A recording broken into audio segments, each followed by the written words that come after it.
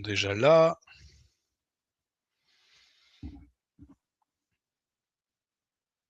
Comme d'habitude, vous connaissez la musique, on va attendre 1 ou 2 petites minutes que tout le monde ait le temps de se connecter.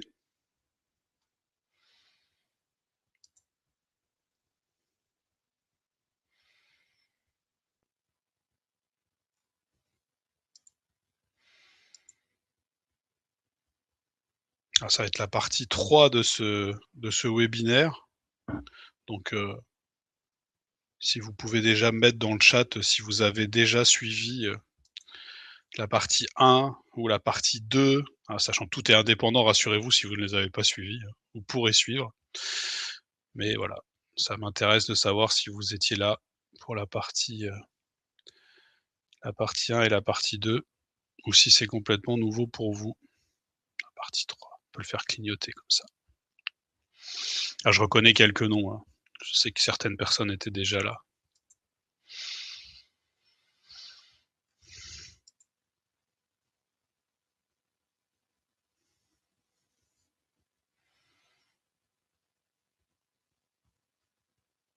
Merci Juliette de me répondre et de pas me laisser seul. Merci Myriam. OK. Donc la partie 3 est sur cette différence entre la pédagogie et l'andragogie et l'adaptation au public et c'est de là-dessus qu'on va se concentrer.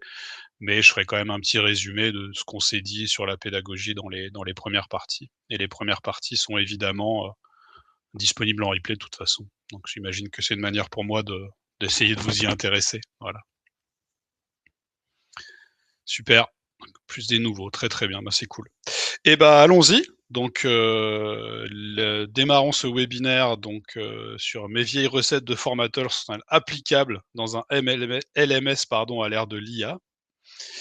Le principe, vous l'avez compris, c'est que, de regarder si ce que je faisais quand j'étais un formateur ou un formateur de formateurs, en présentiel, s'applique toujours dans ce monde, plein de LMS et de e-learning et cetera. Donc un petit peu de cadrage de tout ça. Donc déjà qui parle? Donc, voilà ma petite présentation si vous l'avez pas déjà eue. Donc Benjamin Parmentier, 5e G, 36 fautes, 0/20. Donc voilà, c'est une petite ouverture pour expliquer que je suis dyslexique. Donc l'école et l'apprentissage, au démarrage, c'est plutôt, une souffrance. Donc du coup, bah, comme beaucoup de dyslexiques, mon parcours scolaire s'arrête un peu prématurément. Et je vais faire des tas de petits boulots, je vais être vendeur de jeux vidéo et cetera. Mais au bout d'un moment, je me reconvertis, je retourne à l'école et c'est ce qui nous intéresse, vers 30 ans, je deviens formateur de formateurs et formateur de responsables formation aussi, hein. C'est aussi un des éléments qui nous intéresse. J'arrive dans ce milieu par on va dire les pédagogies alternatives que forcément je connaissais bien avec mon profil et puis avec le temps, bah, voilà, je vais faire de l'ingénierie du changement, de l'ingénierie de formation, de l'ingénierie pédagogique, avec des responsables formation principalement dans des, grands groupes, heu, français et internationaux. Donc mon expérience vient de là. Heu Ça m'amène à la suite et au lien avec les LMS et avec l'IA qui est que, depuis 6 ans, donc je suis le directeur donc de l'entreprise Ainokufu, qui travaille sur les traces d'apprentissage, c'est ce qui est là. Donc on fait 2 choses chez Ainokufu, c'est on fait, de la recherche et de l'identification de ressources et d'activités pédagogiques pour les rendre disponibles et puis on récupère et on analyse les traces que laissent les apprenants. Et ça nous permet évidemment de faire des parcours personnalisés dans, les LMS. Donc, il y a 6 ans, on parlait de data et de big data. Aujourd'hui, le mot à la mode, c'est plutôt IA, mais pour nous, c'est toujours la même chose, c'est-à-dire récolter des données de qualité, les traiter et ensuite être capable de faire quelque chose de sympa avec. Donc du coup, c'est ce qui me permet d'avoir, voilà, cette expertise sur la pédagogie et un petit peu de connaissance du monde de l'IA et du e-learning pour essayer un petit peu de faire le lien. Et donc la question qui nous occupe aujourd'hui, les règles de la formation traditionnelles, donc celles que moi je connaissais très bien, donc en présentiel avec un groupe devant soi à qui il faut, transmettre des choses, et andragogique, donc pour ceux qui connaissent pas ce terme, comme, dans le mot pédagogique, il y a péda qui est l'enfant et que du coup dire pédagogie pour adultes, bah, c'est un peu bizarre, puisqu'il y a le mot enfant dans pédagogie, d'accord, tout simplement. Certaines personnes à une époque ont inventé le mot andragogique pour dire la pédagogie d'une certaine pour les adultes. Le terme est pas parfait, hein, parce que andra, pour ceux qui ont fait un peu de latin, c'est l'homme, hein, le masculin, donc ça va pas non plus. Mais bon, bref, le terme est là, on fait ce qu'on peut. Donc voilà, cette formation-là que je connais bien, présentielle et andragogique donc, comment elle s'applique, dans un LMS? Est-ce qu'il y a des choses qui changent? Est-ce qu'il y a des choses qui marchent de la même manière? Est-ce que les règles, les valeurs sont les mêmes ou est-ce qu'il y a des choses qu'il faut fondamentalement réinventer? Et c'est un peu ce que je vous propose, de regarder, dans ce cycle de webinaire. Voilà, ça c'est ma vision, du présentiel, hein, vous voyez, on s'amuse, il y a des jus de fruits et du café, on fait des jeux pédagogiques, on utilise des tonnes de méthodes, on se déplace et cetera. Donc voilà, c'est une version un peu, rêvée selon moi de la formation en présentiel, donc très interactive et très, conviviale. Et puis du coup, quand on passe, au monde du e-learning, et ben, forcément on se retrouve avec ça. Donc c'est-à-dire, des petits trucs, des petits cours à suivre et puis, bah, des visios quoi. Donc il faut différencier évidemment dans le présentiel, bah, les différentes choses qui existent, hein, les cours, les ateliers, les serious games, tout ça se passe en salle de formation. Et puis dans le distanciel, il y a quand même 2 choses très différentes, hein, qui sont un peu illustrées par mes 2 images ici. C'est-à-dire, il y a ce qu'on appelle le synchrone, c'est-à-dire quand on est en visio, quand on est en chat, et cetera. Donc c'est principalement la visio. Et puis il y a le asynchrone, ça veut dire ce qu'on peut faire n'importe quand, d'accord? Mais du coup, on parle de e-learning, d'aller regarder une vidéo sur YouTube, d'aller écouter un podcast et tout ça, ça peut se passer soit sur un ordinateur, soit sur du mobile. Donc vous voyez déjà, on a un premier élément qui est important, c'est que, autant le présentiel, c'est un peu toujours le même quand même, même si on pourrait différencier, quand on est à 12 dans une salle de formation et quand on est à 150 dans un amphi. Mais sur le e-learning, dans le distanciel, il y a beaucoup de choses différentes. Donc on avait regardé, le 1er chapitre, dans la partie 1, donc encore une fois que vous pouvez regarder en replay si vous le souhaitez, mais très rapidement, ce qu'on avait vu, c'était qu'il y avait un certain nombre de postulats de départ pour la formation, notamment qu'on cherchait le changement. À la Au fond du fond, la vraie valeur, c'était de chercher le changement dans les pratiques des gens, dans leur façon de travailler, que la formation était un moyen parmi d'autres et avec d'autres, que la formation n'était pas égale au changement, d'accord? Que pour obtenir le changement, il fallait tout un tas d'éléments, qu'il fallait impliquer tous les acteurs et qu'il fallait avoir un moyen de mesurer. Donc encore une fois, voilà ce que moi je disais quand je formais des responsables formation. Et la grande conclusion qu'on en avait tirée à l'époque, c'était que le LMS, donc c'est-à-dire, cet outil de formation disponible sur nos ordinateurs ou sur nos téléphones, et il avait à la fois la possibilité de s'intégrer très fortement dans le quotidien des gens, puisqu'il est sur leur lieu de travail, ils peuvent y accéder quand ils veulent, il peut y avoir des contenus spécifiques aux besoins de chaque employé, mais il peut aussi en être, très éloigné, parce que c'est que du théorique, parce qu'on vous envoie faire une formation qui a été conçue par un organisme qu'on connaît même pas, et cetera, et cetera. Donc il y a de la force dans le LMS pour s'intégrer dans le changement, pour s'intégrer dans le quotidien des gens et à la fois, il y a beaucoup de choses un peu, dangereuses auxquelles il faut faire attention. Ça avait été les grandes conclusions de cette première partie. Ensuite, on avait parlé purement pédagogie avec, des questions sur, l'objectif pédagogique, comment on rédige un objectif pédagogique et cetera et puis comment, et puis cette affaire un peu bizarre, pareil, je vous laisserai regarder le replay du webinaire si ça vous intéresse, sur ce qu'on appelle la taxonomie de Bloom, hein, qui permet de mettre une échelle, dans ces objectifs pédagogiques. Donc on avait vu à quoi ressemblait un objectif pédagogique. Donc à l'issue de l'apprenant sera capable de ta ta ta ta ta. Et on avait vu que, bah, il y a des avantages, dans le monde du e-learning, hein, notamment le suivi des objectifs dans le LMS peut être facilité. On peut avoir l'IA qui vient se placer là, faire des recommandations en fonction de si les objectifs sont atteints ou non. Heu on peut avoir voilà des connexions entre, l'OF, hein, donc les objectifs de formation et les objectifs opérationnels qui se font par connexion avec les outils SIRH et cetera et cetera. Donc pareil, des outils qui peuvent nous être utiles. Et puis que, même dans le LMS, c'est toujours important de faire la distinction entre donc les niveaux de ces objectifs pédagogiques, hein. Si votre objectif pédagogique, c'est connaître quelque chose, bah, on peut regarder une vidéo et cetera. S'il faut comprendre, peut-être il y aura besoin d'un échange en visio. S'il faut appliquer, bah, faudra des exercices, des simulateurs et cetera. Voilà, un petit peu le détail de cette affaire-là. Ensuite, on avait regardé, les règles de la mémorisation. Donc on avait vu certaines règles pour mémoriser, hein, des choses qui vont pas vous étonner si vous étiez là ou si vous avez quelques connaissances dans le domaine. Il faut répéter beaucoup, il faut laisser le temps au cerveau d'intégrer, il faut donner de la variété, de la complémentarité. Il faut essayer d'y passer, pas trop de temps parce que sinon le cerveau se déconnecte, d'accord? Avec des petits dessins, voilà. Donc ça, c'est les règles de base, pour aider quelqu'un à mémoriser quelque chose et donc forcément derrière à pouvoir l'utiliser. Et qu'est-ce qu'on en avait conclu de nos outils numériques, de nos LMS, de nos IA et cetera? Et bah, c'est que dans l'ensemble, si c'est bien fait, ça aide quand même vachement parce que vous passez de ça à ça. C'est-à-dire qu'à l'époque du pur présentiel, ah, on était «coincés» entre guillemets à faire une journée de 7 heures, puis une autre journée de 7 heures, puis une autre journée de 5 heures. Donc en termes d'intégration, de répétition, c'était pardon, pas terrible.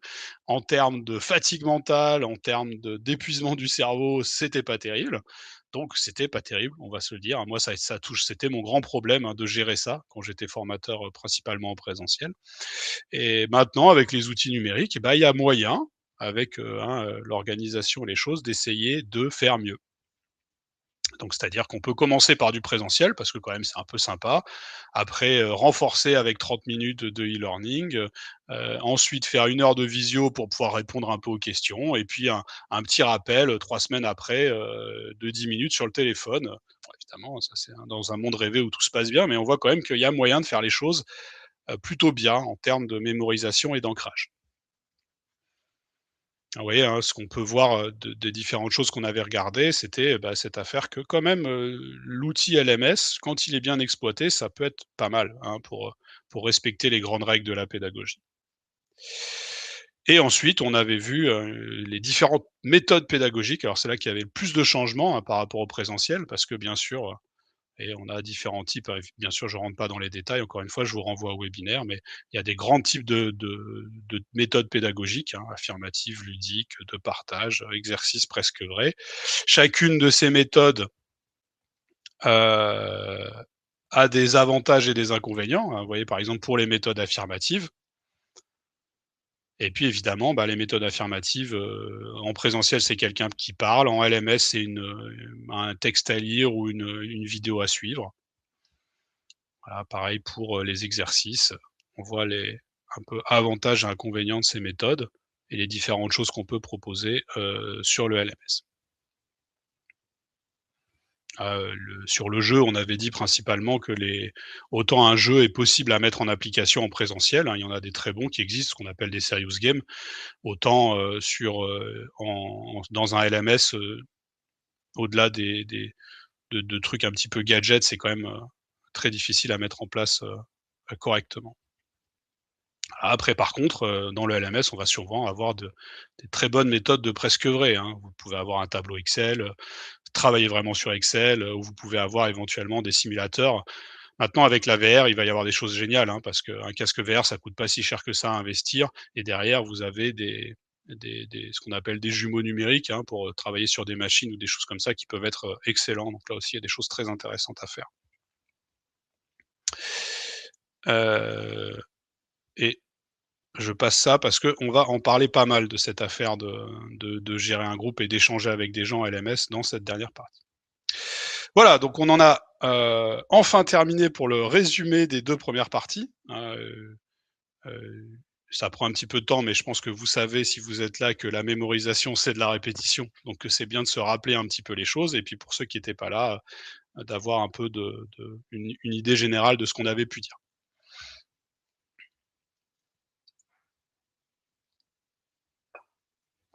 Donc on aborde maintenant la nouveauté, donc chapitre 5, nouveauté de ce webinaire, et qui est donc la différence entre, la pédagogie et l'andragogie.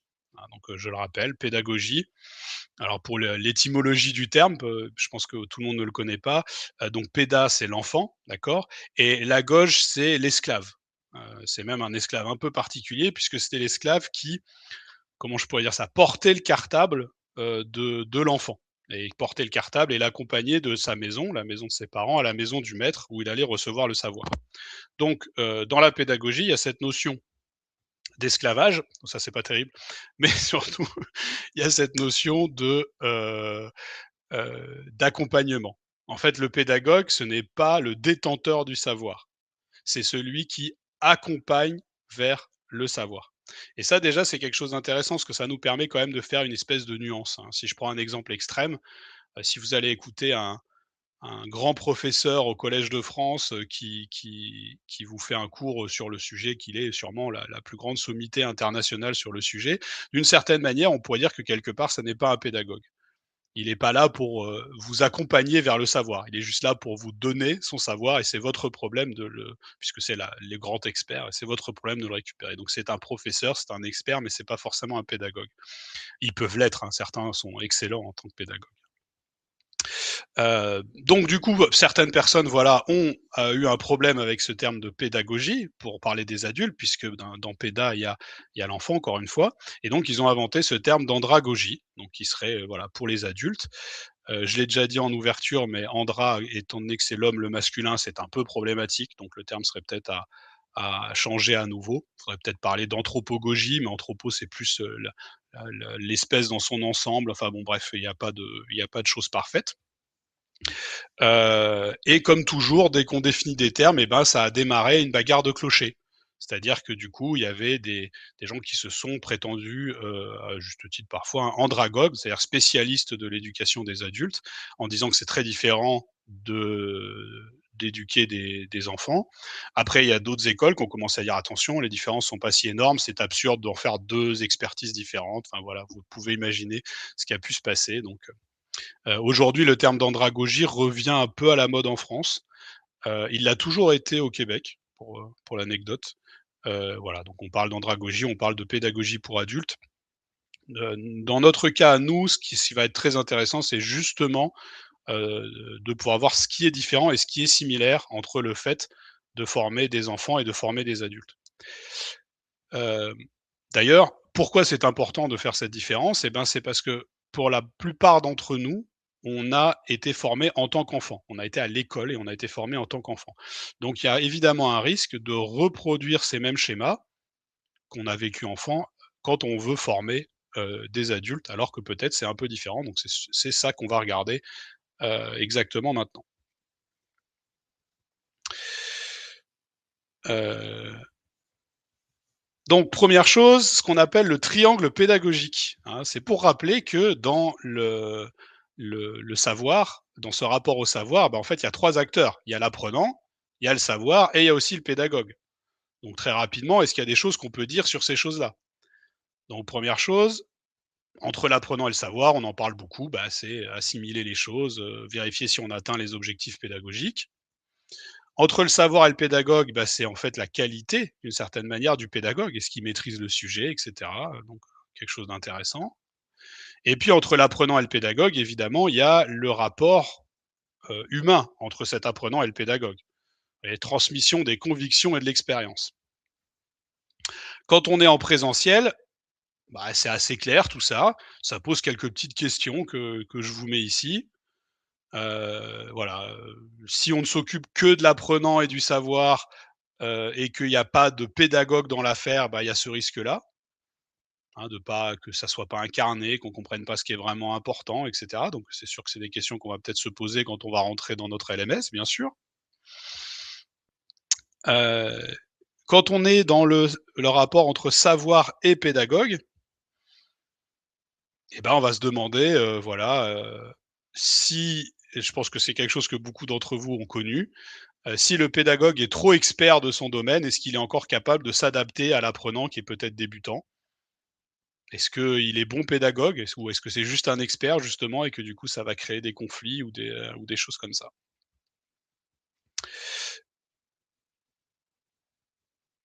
Et puis dernier point, entre l'apprenant et le pédagogue, voilà, si la relation prend trop d'importance. Alors est-ce qu'on à quoi on pourrait imaginer? On pourrait imaginer un espèce de show avec un pédagogue qui vient vous donner ses informations, mais c'est vous savez, ces showman, du leadership, très charismatique et cetera. Donc est-ce qu'on peut pas oublier pourquoi on est là au bout d'un moment, tellement on est ébloui par cette personnalité solaire?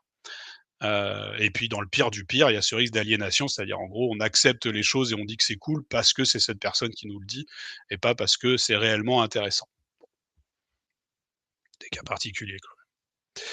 Donc, maintenant passage dans le monde du e-learning et des LMS, qu'est-ce que ça nous dit?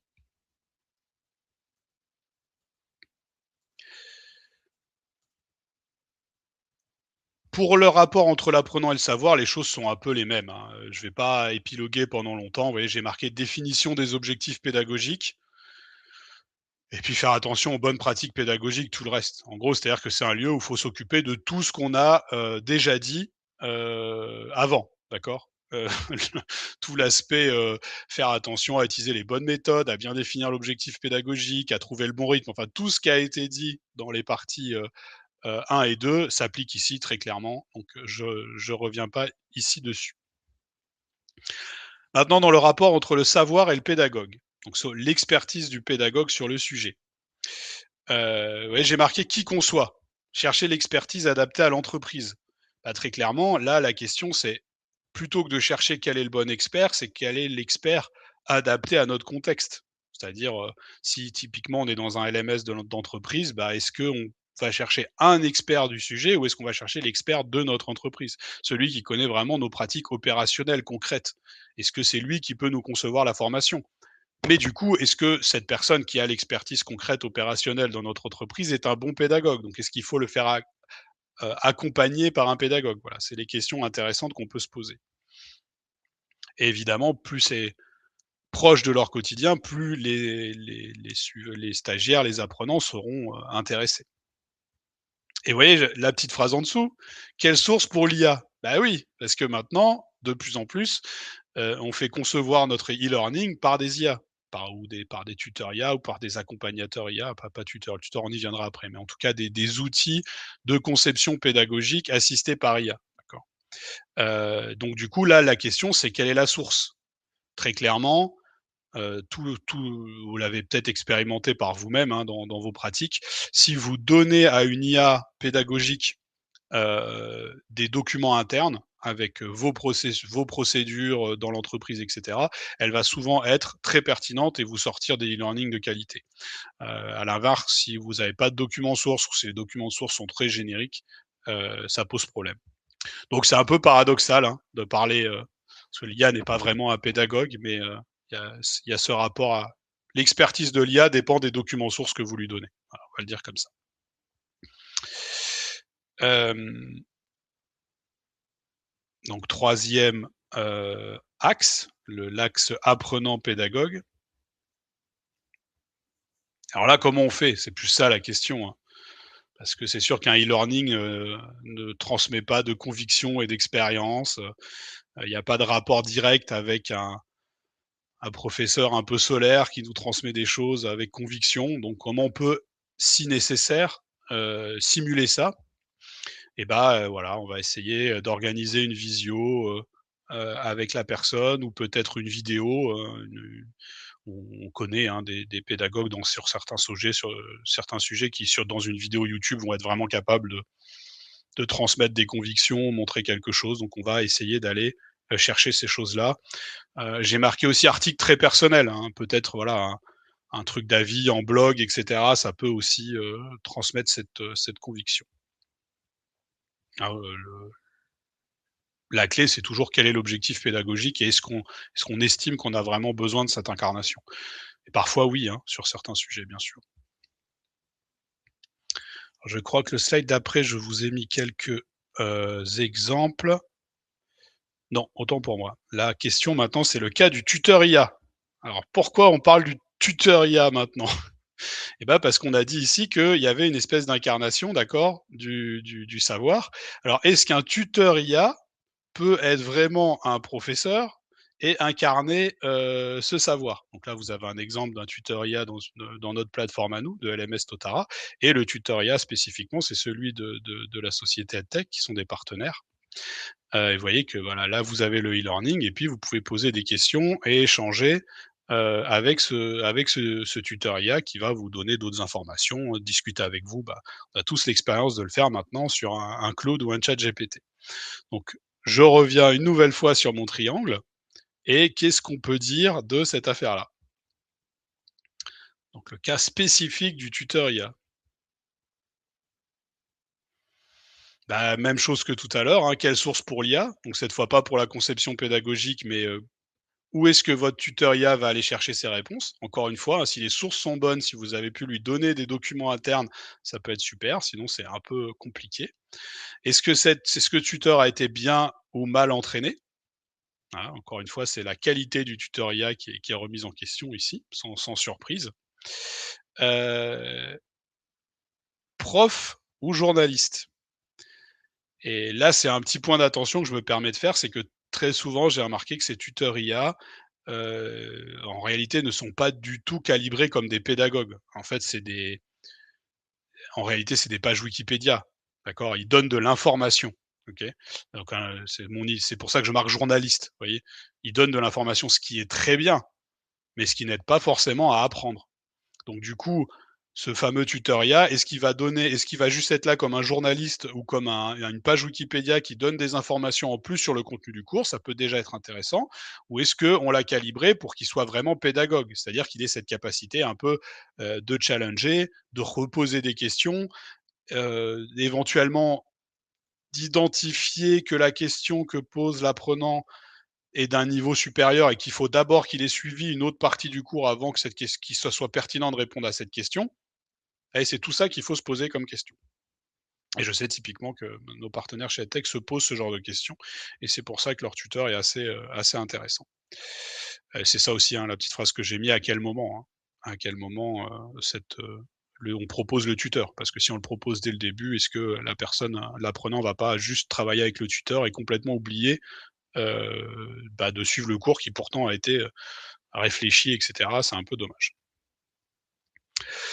Bon, transmission des convictions et de l'expérience de l'autre côté, bon là, on va peut-être un petit peu plus dans la science-fiction. Est-ce que une IA peut transmettre des convictions et de l'expérience, hein?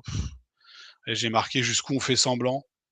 Voilà, est-ce qu'on a envie, que notre tuteur IA, il ait une tête, on lui mette la tête de Einstein, et puis du coup, il incarne vraiment le savoir, hem, aujourd'hui on n'y est pas. On sait que ça va très vite, on peut y être très rapidement, mais pour l'instant, ça me semble plus gadget que réel. Je vois pas quelqu'un, encore une fois pour l'instant, heu, croire vraiment en l'incarnation du savoir par le tuteur IA, donc il peut pas nous aider sur cette chose-là, en tout cas pas pour l'instant.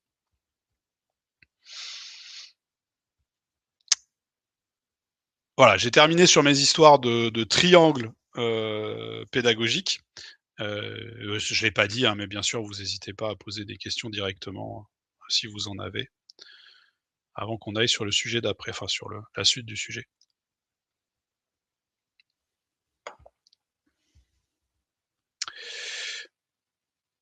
Le sujet suivant, c'est, pour le coup, vraiment faire la différence entre, pédagogie et andragogie. Donc comme d'habitude, je commence par ce que je disais d'habitude pour la formation en présentiel, d'accord? Donc notre apprenant en pédagogie, d'abord, se perçoit comme un étudiant, un disciple. Il est là pour apprendre, pour engranger du savoir. En andragogie, donc avec les adultes, ça va être légèrement différent puisque notre, apprenant va se voir comme un travailleur, un client, d'accord? Il a un travail, il a des choses à faire. Il n'est pas là pour apprendre quelque chose dans le vent, même si ça peut être sympa. Non, il faut que ce qu'il va apprendre lui serve dans son travail pour atteindre ses objectifs et ça fait une grosse différence. Les conséquences quand on anime des formations en présentiel, c'est qu'il va falloir beaucoup plus s'adapter aux besoins de chaque stagiaire, puisqu'il a ses différents objectifs dans son différent poste et qu'il faut être capable de répondre à ça. Donc ça veut dire se positionner comme un fournisseur et non comme un maître, non comme un expert. On est là pour apporter quelque chose et bien sûr, il va falloir être très concret. D'accord? Heu, L'implication principale, c'est être beaucoup plus à l'écoute. Donc en présentiel, avec des petits groupes, c'est carrément faisable, d'accord? Comment on va faire dans le LMS? Je veux pas aller trop vite, on regardera après. L'apprenant en pédagogie, il est peu expérimenté. C'est un terrain vierge où tout est à construire. Il faut construire toutes les petites marches, d'accord? Il part à peu près de zéro. Alors évidemment, c'est pas 100 vrai, hein. Il y a des étudiants, des enfants qui ont déjà appris des choses avec leurs parents, qui savent déjà des choses, alors que d'autres pas du tout, et cetera, et cetera. Mais dans l'ensemble, on est quand même sur l'idée, on va construire le même mur, le même escalier pour chaque apprenant qu'on a avec nous. Alors qu'en andragogie, bah, vous me voyez bien venir, les gens sont pleins d'expérience. Ils savent déjà faire des choses. Et souvent, on a le cas de quelqu'un qui va en formation, alors qu'en fait, il sait déjà tout ce qu'il y a à savoir, d'accord? Donc, ils sont riches d'expérience et de compétences, mais aussi de blessures ou de grumeaux. Bon, c'est un peu mon vocabulaire à moi, vous voyez? Mais c'est cette notion que, heu, ils ont mal appris des choses. Dans leur pâte à tarte de leurs compétences, il y a des choses qui ont été appris de travers ou qui sont pas bons et cetera et donc va falloir faire avec. C'est-à-dire, soit, dégommer les grumeaux pour pouvoir leur réapprendre correctement, soit construire dessus. Enfin, en tout cas, il faut prendre en compte ces problématiques-là. Concrètement, bah, il faut respecter leurs expériences évidemment. De toute façon, sinon ça passera pas le rapport avec eux et on va perdre du temps pour rien. Heu, Prendre du temps pour la sensibilisation. Bah, ça veut dire que c'est va falloir leur faire comprendre s'il y a des grumeaux, que peut-être ces grumeaux, ne sont pas bons. Donc ça veut dire il va falloir prendre le temps de leur faire comprendre que leur méthode n'est peut-être pas la plus adaptée et ça prend de l'énergie, hein, parce qu'il faut leur faire changer leur façon de voir les choses. Et puis voilà, montrer que, on va fonctionner différemment. Qu'on n'est pas, on leur demande pas, vous voyez la clé c'est qu'ils aient pas l'impression qu'ils retournent à l'école justement. Parce que sinon, ils se remettent dans une position d'enfant et on peut pas travailler vraiment avec eux. Donc moi, quand j'étais formateur, j'avais toutes mes petites méthodes, hein, qui étaient par exemple, simplement, d'aller dire bonjour à chaque personne, le tutoiement, serrer la main au démarrage quand on n'était pas en période de covid, qui montrait que déjà on était dans un rapport d'égal à égal, que j'étais pas un grand professeur, expert et cetera, j'essayais d'installer la salle d'une manière, qui donne l'impression que ça c'était ni une salle de réunion, ni une salle de classe. Donc pas les randonnions pour pas faire salle de classe, pas le carré pour faire réunion, voilà. Essayer de changer les codes pour que les choses se passent, un peu différemment.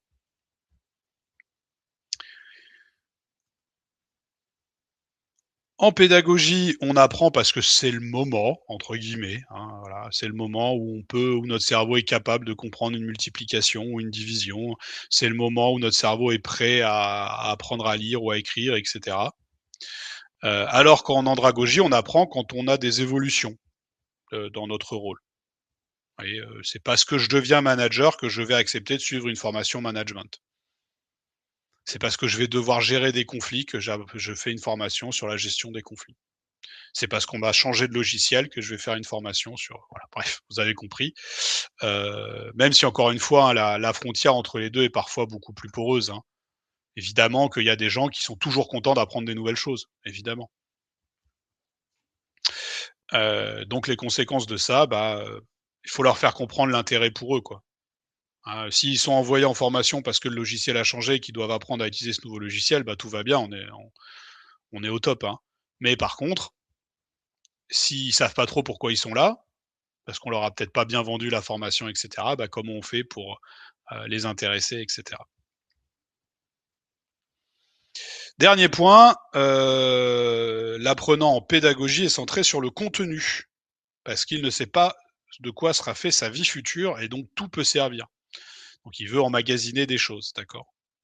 Alors que l'apprenant en andragogie, lui, bah, il a des problèmes problèmes de son travail, des solutions à trouver et donc du coup, il est centré sur la résolution de ces problèmes. On l'a déjà un peu dit dans le premier élément, d'accord?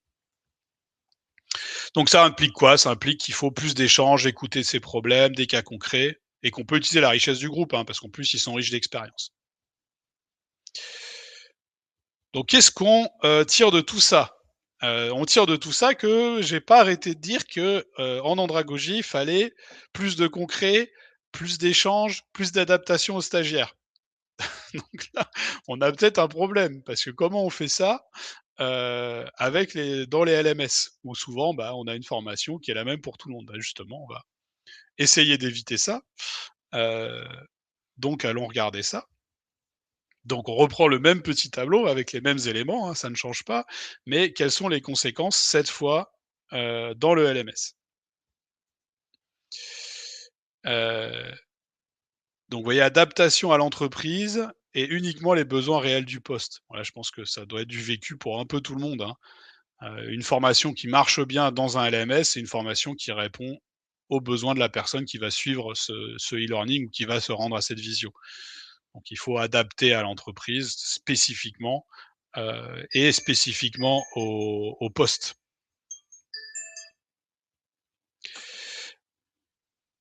Ensuite, le terrain vierge face à la richesse d'expérience. Bon, bah, évidemment, le terme, je l'avais pas encore dit, c'était bizarre. Évidemment, on va parler d'adaptative learning. C'est-à-dire que dès que vous arrivez à construire dans votre LMS quelque chose qui s'adapte automatiquement à la personne, hein, parce que quand il répond faux à un quiz, ça lui met la suite de la solution, ou au contraire, ça le relance sur quelque chose d'autre, et cetera, et ben, ça permet de s'adapter à l'expérience des gens. Vous voyez, j'ai même mis tout en bas là, je fais dans le désordre, parcours qui commence par des tests. Ah oui, un parcours qui commence par un test, ça veut dire on s'adapte à l'expérience de la personne. Si elle a réussi le test direct, on lui dit: «Bah, c'est bon, tu n'as pas besoin de suivre cette formation, tout le monde gagne du temps», d'accord? L'adaptation, bien sûr, peut se passer en cours de parcours. Encore une fois, s'il y a de l'adaptative learning, ça peut, l'orienter vers une autre partie du module, et cetera, et cetera. Ensuite, ici, j'ai noté, vous voyez, trace des événements passés pour adaptation du parcours. Là encore, hein, c'est ambitieux, mais si on arrive à avoir les traces que la personne a laissées dans d'autres e-learning ou même dans ses formations d'avant, ou si on a une IA qui est capable, d'analyser, le, heu, le CV par exemple de la personne, pour, regarder ce qu'elle a fait, ce qu'elle sait faire et cetera et du coup de proposer ou pas des formations en fonction, c'est évidemment très bénéfique. Donc c'est un lieu très clairement, où, on peut utiliser les anciennes méthodes, hein, faire une visio pour commencer avec un formateur en présentiel qui échange avec les gens, qui voit de quoi ils ont besoin et qui après adapte son parcours. Mais on peut aussi utiliser l'IA, pour le faire, très clairement. Heu, sur le point du développement par rapport au rôle social, bah, c'est là où on va pouvoir faire tout le lien avec l'opérationnel de l'entreprise. Donc typiquement, est-ce que dans notre LMS, les managers sont impliqués? Personnage clé, le manager, parce que c'est lui qui donne des objectifs concrets. Donc est-ce que dans mon LMS, les personnes sont, liées à leur manager direct? Est-ce que quand ils finissent une formation, ça le dit à leur manager? Ou est-ce que quand ils doivent faire une formation, il est prévenu et cetera? Est-ce que c'est lui qui valide derrière que les choses se font dans la pratique? C'est quelque chose qu'on pourra parler beaucoup aussi, sur les histoires d'évaluation. Et vous voyez le lien avec les outils SIRH, hein, si ça peut faire le lien avec, tout ce qui est adaptation des compétences et cetera. Donc là encore, hein, c'est des sacrés chantiers, hein, mais qui peuvent être, extrêmement intéressants. Dans les outils qu'on vend nous, hein, du LMS Totara, on met un point d'honneur à essayer systématiquement de se connecter aux outils SIRH pour pouvoir faire le lien avec, les compétences, avec l'arbre, avec la hiérarchie dans l'entreprise et cetera, et cetera. Ensuite, sur le, point du, futur flou où tout contenu peut servir et des solutions aux problèmes concrets. Heu, bah, là, très clairement, bah, il faut quand même qu'il y ait une personne qui puisse vraiment répondre à leurs problèmes. Donc, soit on repasse sur du présentiel, pour ça que ça peut être intéressant d'avoir un LMS qui sait aussi, gérer le présentiel pour que tout soit quand même lié. Soit on fait des visios, bien sûr, et puis on peut aussi parler, d'avoir des forums où les gens peuvent échanger ou du peer review, c'est-à-dire un collègue qui va, vérifier, bah, les petits examens ou les petits exercices que vous avez faits pour vous donner un avis réel. Heu, avoir un système de coaching qui est mis en place pour la préformation. Là, on voit qu'il y a quand même le côté, très humain qui revient. Là encore, peut-être que l'avenir nous donnera des tuteurs IA qui seront capables de faire ça. Ils le sont déjà en partie, mais on sent bien que pour l'instant, en tout cas, on a encore besoin de ce contact humain et de ce regard humain, sur les choses. Voilà, je vous ai mis quelques exemples, hein, de ce que je viens de dire ici. Donc vous avez ici, heu, un exercice, sur une plateforme LMS qui va identifier les bonnes et les mauvaises réponses, et qui du coup va vous faire ce qu'on appelle un smart feedback. C'est-à-dire ça va vous dire à la personne: «Bah, voilà, là où tu étais bon, c'était ça, là où c'était un petit peu plus difficile, c'était ça. Du coup, voilà ce que tu peux faire, pour, typiquement là, aller regarder des vidéos YouTube sur le sujet pour, t'améliorer et puis après revenir passer, le quiz quand tu t'es amélioré. Ça permet de plutôt que de le renvoyer à regarder le même e-learning, on l'envoie sur quelque chose d'autre en lien. Bah, tu vois, Elise, c'est un exemple que je peux donner là. Il y en aurait d'autres, hein, mais c'est, cette idée que voilà, en fonction de la réponse au quiz, on va avoir une petite IA qui va calculer, encore une fois les lieux où elle peut on peut s'adapter et s'améliorer. Heu, après c'est l'autre sujet.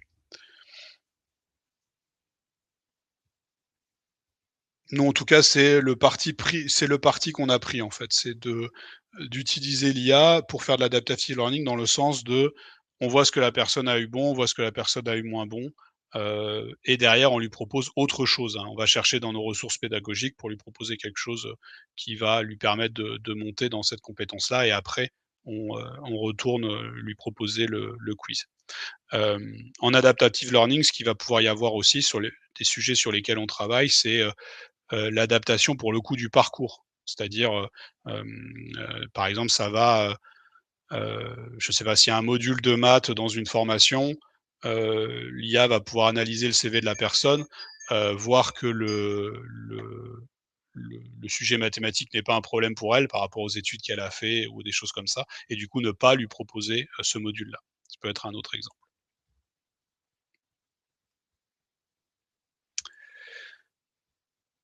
Voilà pour ce sujet-là.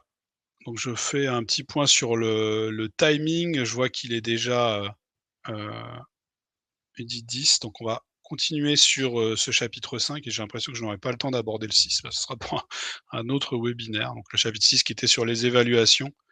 À mon avis, on le verra une autre fois. Puisque j'ai un autre élément, que je voulais très clairement, voir avec vous, c'est cette affaire des étapes de maturité d'un groupe. C'est-à-dire, par quelle étape un groupe doit passer pour travailler ensemble. Alors là, vous voyez, ça va être très spécial par rapport à notre LMS parce que en présentiel, le groupe est imposé, on n'a pas le choix, il est là. Il y a un groupe et le formateur doit faire avec. Et du coup, notamment, bah, il y a une erreur qui est très souvent faite en formation en présentiel, c'est qu'on on part sur le contenu sans vérifier si le groupe est prêt à travailler ensemble, si l'ambiance va permettre de travailler ensemble. Et donc les étapes de maturité d'un groupe que je vais vous présenter ici, bah, servent à s'assurer qu'on a fait passer ces étapes, aux personnes pour leur permettre de travailler sereinement ensemble, d'échanger sereinement et cetera. Donc c'est de la sociologie, hein. Donc qu'est-ce que nous disent ces étapes? Première étape, c'est la sécurité. Est-ce que j'arrête d'avoir peur des autres?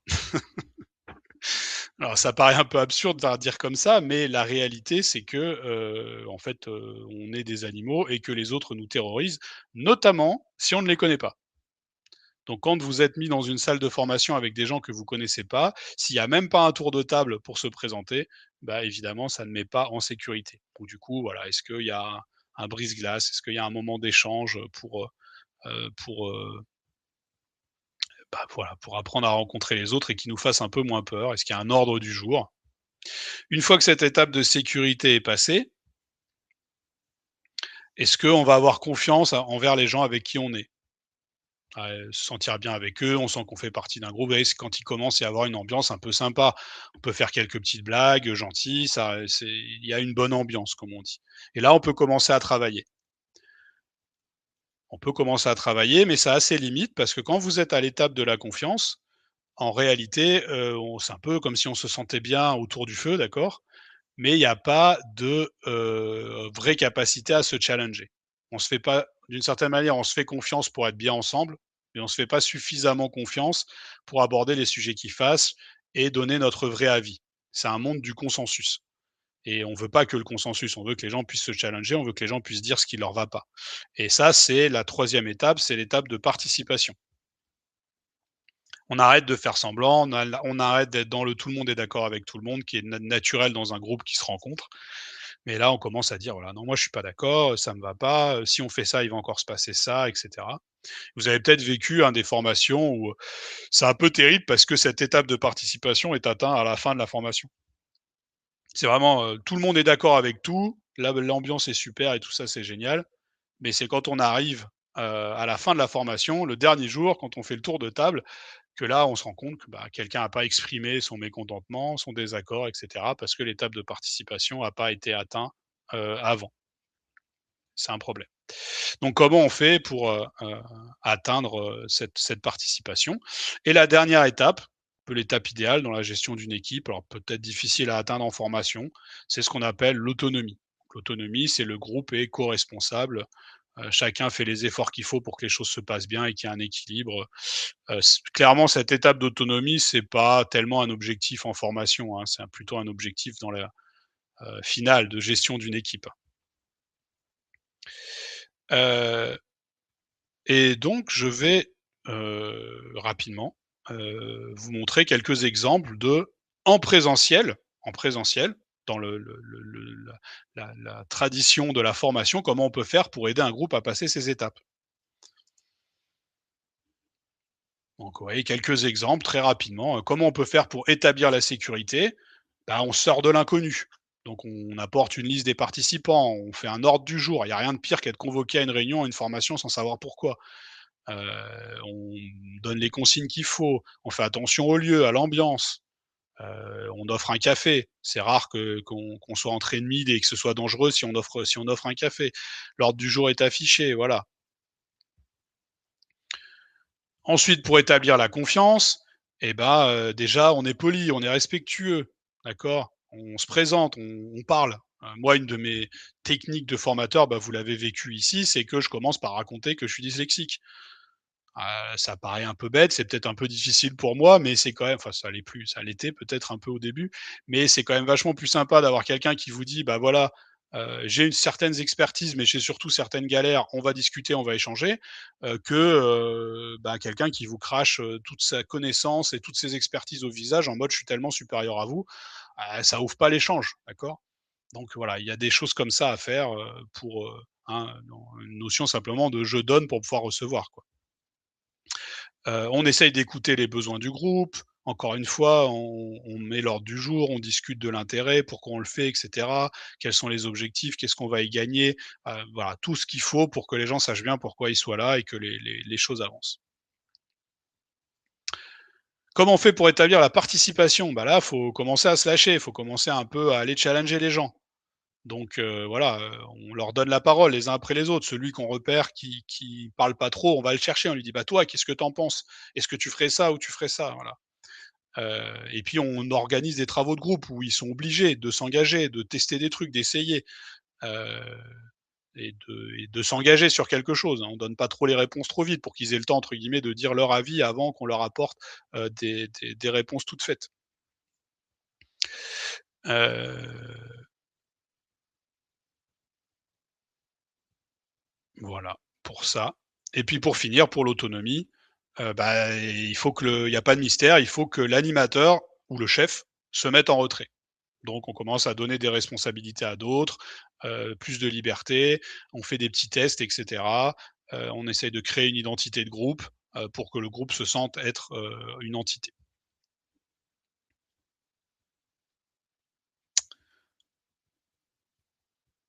Voilà, donc Ça, c'est quelques exemples, donc quand on est en présentiel. Donc maintenant, évidemment, la question, c'est qu'est-ce qui se passe dans le LMS?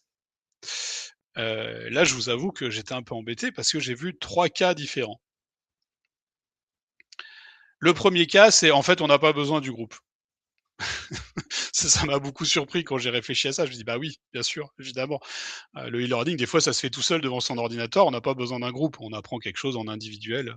Ça me changeait beaucoup de mon quotidien où, bah, le groupe est imposé, il est là et puis c'est tout. Parce que forcément, si on a déplacé un formateur, c'est pas pour qu'il forme une seule personne. Donc cas numéro un, on n'a pas besoin du groupe. Bon, bah, du coup, vous pouvez oublier tout ce que je viens de dire. Donc dans ce cas-là, qu'est-ce qu'on a? Bah, un problème de moins. Évidemment, on peut se poser la question, si vraiment on n'a pas besoin de ce groupe. Parce que peut-être il y a certains des objectifs pédagogiques, hein, je reviens toujours là, certains des objectifs pédagogiques qui nécessiteraient qu'il y ait un groupe présent. Hem, Hop, bah, là j'ai une petite coquille puisque ici c'est pas un égal en fait, c'est un contre-égal, c'est un contraire. Hein, c'est pour préciser que cette affaire de créer un groupe, si on dit qu'on n'a pas je vais le dire comme ça, si on dit qu'on n'a pas besoin de groupe, ça ne veut pas dire qu'on n'a pas besoin de social, d'accord? Et donc typiquement, la gamification, c'est-à-dire, vous savez, les badges, les récompenses, l'expérience qu'on peut après afficher sur des réseaux sociaux ou dans des forums et cetera, tout ça, on peut en avoir besoin sans avoir besoin d'un groupe, hein. On peut s'appuyer sur le social et la force du social pour, aider quelqu'un à se motiver, sans pour autant que ce soit une construction de groupe. C'est 2 choses différentes. Voilà, c'est juste ça que je voulais, signifier ici. On peut décider que oui, on n'a pas besoin de groupe, c'est de la formation individuelle, mais pour autant, on peut lui filer des badges qu'il pourra mettre en avant, qu'il pourra dire à ses collègues: «Regarde, j'ai gagné ça, regarde, j'ai réussi telle formation» et ça le motive. Donc ça, c'est une chose très différente. Donc ça, c'est le cas numéro un. Cas numéro 2, on a besoin d'un groupe et ce groupe, en fait, c'est l'équipe dans lequel est la personne. Genre, on doit former l'intégralité de l'équipe X à l'utilisation du nouveau logiciel ou à la nouvelle procédure Y. D'accord? Donc, en fait, le groupe, on l'a déjà. Il a normalement déjà monté les étapes de maturité. D'accord? Et donc, en gros, la seule question qu'on va se poser, c'est est-ce que ce groupe est fonctionnel ou dysfonctionnel? Je mets volontairement des mots un peu forts, mais ouais, ce que ça veut dire, ça veut dire que est-ce que mon groupe a déjà passé les étapes de maturité? Est-ce qu'il est déjà à la participation, voire à l'autonomie ou pas? Donc s'il est dysfonctionnel, bah, si je veux que ma formation soit efficace, va falloir que je trouve une solution. S'il est fonctionnel, c'est une équipe qui marche bien, bah, on peut juste les balancer dans la formation tout simplement. Et notre cas numéro 3, c'est quand on a besoin d'un groupe et qu'il n'existe pas. On a identifié qu'il fallait qu'il y ait des échanges, que le groupe se construise, et cetera, mais c'est des gens qui viennent de différents horizons. Bah là, ça va être un peu compliqué. Donc qu'est-ce qu'on peut faire? Bah, déjà simplement commencer par du présentiel ou de la visio, hein, pour qu'ils aient ce temps d'échange avant d'être lancés dans les e-learning. Heu, Essayer de mettre en avant des forums. On sait que les forums, il faut quand même qu'il y ait quelqu'un pour les alimenter et les faire vivre. Est-ce que tout le monde va s'y connecter, hein? Ça pose beaucoup de questions. Et puis, vous voyez, je me suis noté à la fin, bon, est-ce que l'IA et la VR peut aider? Ah, j'ai pas toutes les réponses là-dessus honnêtement, hein, parce qu'il y a des choses qui nous sont proposées. Est-ce que vraiment elles sont efficaces et cetera? J'ai pas de certitude, donc j'ai mis quelques exemples ici. Bon, ça, c'est un forum, OK, tout va bien. Voilà, petite image volontairement un peu excessive pour montrer, voilà, ce que ça peut être une réunion en VR. Alors est-ce que c'est mieux qu'une visio? Est-ce que d'être tous avec, notre casque et du coup pouvoir interagir, et cetera, ça permet, un côté social plus fort que la visio? Bon, vous entendez à mon ton que je suis pas forcément convaincu, mais cela dit, les choses font tout le temps des progrès et peut-être qu'à un moment donné, ce sera très chouette. Encore une fois, je remets ce que je vous ai dit tout à l'heure, hein, c'est-à-dire les badges, hein, le côté social pour les interactions, ça permet un peu même, en asynchrone de se challenger, de dire: «Regarde, moi j'ai réussi ça» et cetera. On sait que ça marche très bien dans les jeux vidéo, donc ça peut aussi servir, dans ce cadre-là. Ah donc, voilà. En conclusion sur cette affaire-là, de maturité du groupe, en gros, il faut identifier si par rapport à mes objectifs pédagogiques, par rapport à ce que je veux faire dans ma formation, j'ai besoin d'un groupe construit qui fonctionne bien et si c'est le cas, bah, comment je fais pour réussir à le construire? Et souvent, c'est par des méthodes, on va dire, quand même relativement, traditionnelles et moi, je conseillerais quand même toujours d'avoir peut-être, même si c'est un investissement, une première fois en présentiel pour, construire ce groupe, et après, on va dans de la visio, et après on va dans du e-learning. Heu, c'est ce que j'ai fait beaucoup et ça marche bien, hein. Une première rencontre en présentiel, si elle est bien organisée, si elle est sympa, permet derrière, de que le reste se soit beaucoup plus fluide. Voilà, donc du coup, comme je vous ai dit, malheureusement, on n'aura pas du tout le temps d'aller, j'ai un peu, sous-estimé le temps que j'allais passer sur les sujets, j'en suis désolé. Donc, bah, il y aura un autre webinaire sur le chapitre sur l'évaluation. Si c'était principalement ça qui vous intéressait, bah, est-ce que j'en suis désolé. Hem, donc comme ça me laisse, un tout petit peu de temps, pour les questions sur ce qu'on a regardé. Je sais pas s'il y a des points sur lesquels vous voudriez revenir dans les 5 minutes qui nous restent? J'ai passé très vite, ces sujets-là pour aller sur l'image de fin.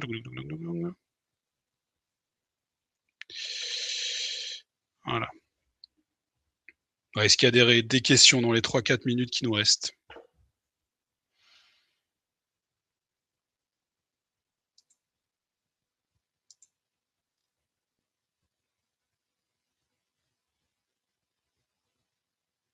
Non, ça a pas l'air d'être le cas. Parfait. De toute façon, hein, si vous en avez qui viennent plus tard, toujours disponible pour échanger. Merci, Élise.